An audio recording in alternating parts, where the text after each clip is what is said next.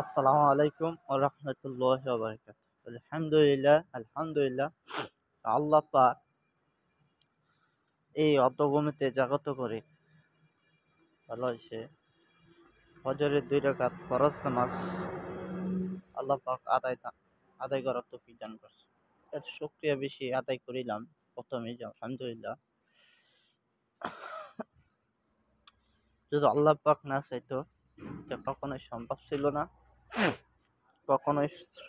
ছিল না যে ফজরের ২ রাকাত নামাজ পড়া। ফজরের নামাজ পড়া মানে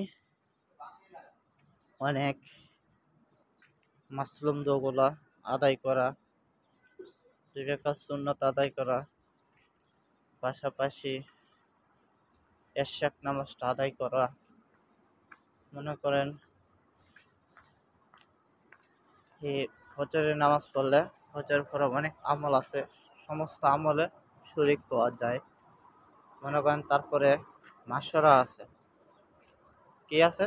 মাসরা, যে তবলিগের যে মাসরা আছে এই মাসরা শরীক হওয়া, মাসরের ভিতর সমস্ত কাজ করা, কিভাবে এই সারাদিন কিভাবে মেহনত করা যায়, কাজ করা যায় সে কথা বলা হয়েছে। সবচেয়ে কষ্ট ২ টাইম। এক হচ্ছে মনে করেন ঠান্ডার শুরুতে আর ঠান্ডার ভিতরে ২ সময় নামাজ পড়াটা সবচেয়ে বড় কঠিন।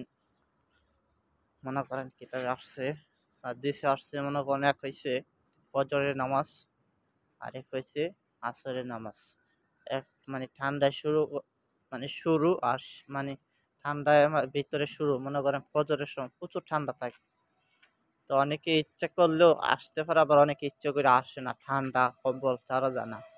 এই যে মনে করেন আল্লাহ তাআলার ভয়ে এরকম জাহান্নাম ও মানে ভয়ে যারা তুলে আসতেছে, ও আল্লাহ পাক তাদের প্রতি অনেক ঘোষণা দিয়ে রাখছেন। বলা হয়েছে আপনার অনেক ঘোষণা দিয়ে আসছেন। আসলে এটা মনে করি বিপরীত অনেক কিছু বলতে গেলে অনেক লম্বা ভিডিও হয়ে যাবে, তাই ভিডিওটা রং ভিডিও করতে চাই না, অল্প সময় আমি করব।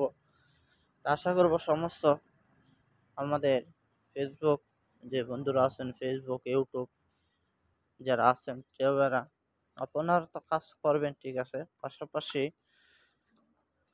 আপনারা ৫ ওয়াক্ত নামাজটা পড়ে যাবেন। মূল উদ্দেশ্য হলো আমার যে আপনারা যে ৫ ওয়াক্ত নামাজটা আদায় করেন।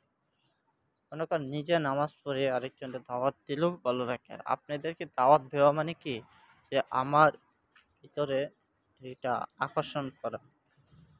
আশা করব সকলে ভালো থাকিবেন, সুস্থ থাকিবেন। আল্লাহ হাফেজ। যারা আমার ভিডিওটা দেখছেন সকলকে ধন্যবাদ।